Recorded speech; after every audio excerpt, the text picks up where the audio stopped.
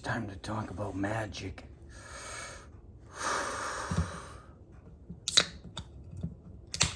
Oh, siete?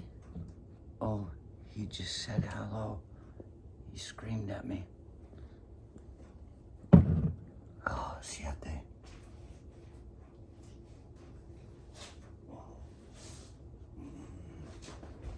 Oh, there's siete. He's lost his voice. He says, I talk enough for both of us. Fish heads, roly-poly, fish heads, fish heads. Eat them up, yum. Let's see if he's ready to go in.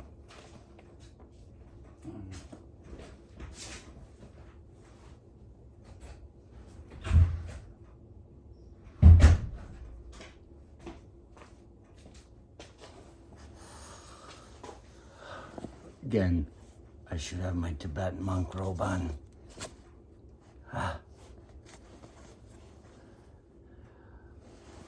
We're reading about Magick. Its history and principal rights. And a couple mornings ago, I come across this and realize I want you to know. I want you to remember that time I told you about when I was running from the cop because I was innocent. And I didn't know I was outrunning a cop until I heard him behind me, and I was just running. And I was like, the hell is that? And I turn around and he's going, and I was just running across the field, open field. And he was reaching at me from this far away. There was no way he was gonna catch me. And so I said, I said, phew. I said that to him. I'm gonna say it as loud as I said it. I turned, I looked, and I said, and I went, phew. And I was gone. This guy couldn't catch me when I wasn't running. And then I went into Luing Gom Pa mode. I was running effortlessly, and it was like my feet weren't even touching the ground. That's what I remember thinking. I was just, whoo, no catching me. Just like a pebble on the pond, you know. And then this couple days ago, I ran across this, been meaning to talk about it. I ended up going to Tibet after that. But here it is. In the Magick book, we're 272 pages in, getting near the end. And it says the Luing Gompas, or messengers, who make extraordinary excursions of several hundred miles, both at an extremely rapid pace and without stopping. And in quotes, this is a quotation, his staring eyes seemed to be fixed on a point situated high up in space. The Lama was not running. He appeared to rise from the ground at each step and to proceed by leaps and bounds as though he had been endowed with the elasticity of a rubber ball. His left hand held a fold of his robe and was half hidden by the stuff. His right hand carried a perka, a ritual dagger. As he marched, he moved his right arm, slightly measuring his steps as though the purba, whose point was a good way from the ground, were really in contact with it, and as though he imagined he was leaning on it as a stick. They're in sort of trance. They carry a heavy chain. You know, it's for the exercise. Luing Pas has made their bodies so light that they run the risk of floating in the air. So I read about the Luing Pas, and I was like, yes, this is the only place I've ever, second only the second place I've ever read about them. And I know about them because I think I am one. That time when I was dressed up like Spider-Man at Halloween in China, when they don't know what Halloween is, and I run and jump inside a damn restaurant, a restaurant in China. And the woman, if she'd have been carrying something, she would have dropped it. The waitress was just walking, and it was just all well lit, and I jumped up and went, ah! And the woman goes, ah! The waitress lady, she just screamed. She was out of control. It was like a demon jumped into the fucking room, and I looked at her, I said, through the Spider-Man mask, Chinese version of it, I said, ooh. And I said, I gotta get out of here. And I ran, and I went, pow! Because there were about to be a bunch of Chinese guys eating their dinner and come running out after me with clubs. There was a demon in the fucking restaurant. And I just said, choo! And I remember running, and it was the same thing. I'm not exerting any energy. I'm following the path, like jumping off the earth and letting the earth roll under me is what it might be. Just tap, tap, tap. And I got behind a truck and disappeared into the darkness. It was night, so I could become the shadow. And I didn't hear anybody coming, so I came out and I ran into Martin from New Zealand and AK, a local. They were across the road watching, and they were laughing so hard. They were doubled over, and it wasn't so much because it was funny, but what Martin said to me, he said, it was like you weren't even touching the ground, is what he said. That was a quote. I said, there it is. It's that fucking... And I'd never heard of the Wing Gom Paz, but I was doing the Wing Gom right there in China. And so I do it. Very few people have ever seen me really run. And by this I mean it's beyond running. It's effortless.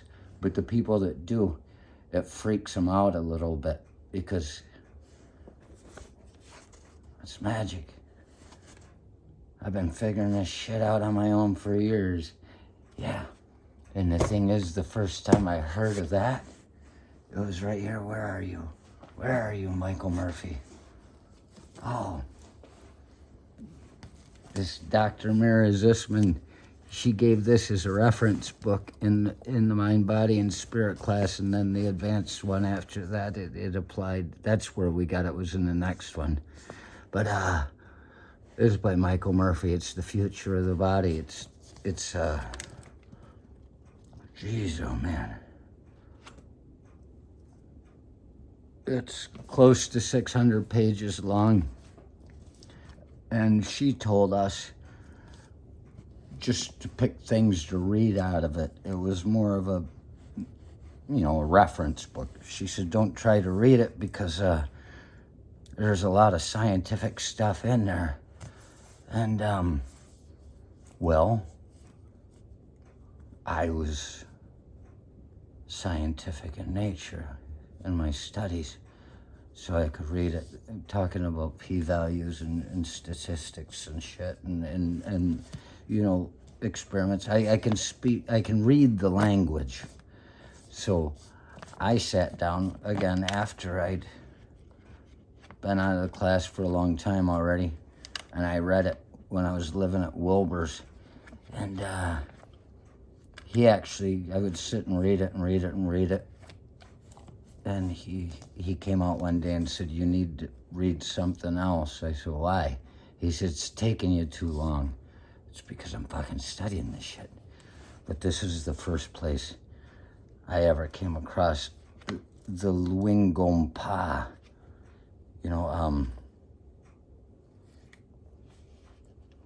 Wing Gom Paz. It's in here. They talk about them here. They talk about how The one that this woman saw in her visit thing long ago. Been in captivity in the cell for 3 years already, and it had another 6 to go. They spend 9 years in solitary in meditation. And when it comes time for them to get out, there's a 9 by 10 hole that they climb out. And I've got a shirt that proves it, but I once went in and out of a 8 by 16 cinder block where I had to get into the crawl space or something. We couldn't find the door, trap door to the crawl space, so I had to go through a vent. Nobody believed I could do it, but I did. I was thinking I might be stuck at one point, be in the foundation of a fucking house. What are they gonna do? How would they take care of that? Fire department, they're not gonna do anything. But I got through, tore my shirt up. But it talks about how they're running pendulum-like, It talks about all this stuff. And here it says they're all shut up in there and uninterrupted seclusion, perfect silence. And then this Alexandra David Neal, which is interesting because that's the name of the woman that's talking in the Magick book. I've only heard of Luing Gompa twice in my life from anybody, only in these books. And I've only heard of Alexandra David Neal twice in my life, and it's in these 2 books. I guess one person's telling the story, that's the only one you can believe, right? And she said she'd seen one on the northern plain of Tibet who appeared to be making the kind of pilgrimage that this Lama Govinda described. The man proceeded with an unusual gait, his gaze fixed on the distant horizon. He did not run, she wrote, but seemed to lift himself from the ground as if he had been endowed with the elasticity of a ball. His steps had the regularity of a pendulum. And that's what my legs do. It's like a pendulum. Only when nobody's looking, when I don't know anybody's looking, is what it amounts to. I can go and be myself. The Tibetans in David Neal's party immediately identified the man as a Lama Luing Gompa and bowed in respect as he passed them. She watched the man disappear in the mountains that bordered the steppe. 4 days later, herdsmen, they cover some pretty far ground. But there's there's everything being connected.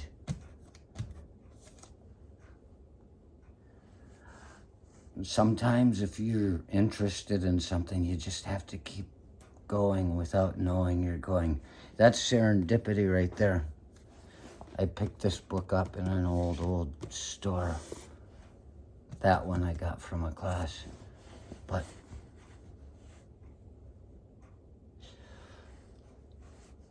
if you've made it this far, I've only seen the Luing Gompa talked about pas twice. That probably means you've only even heard about it once, and that time is right now. Luing Gompas, man. Run, run, run. Show your magic. Keep looking. One day, you'll find out who you are.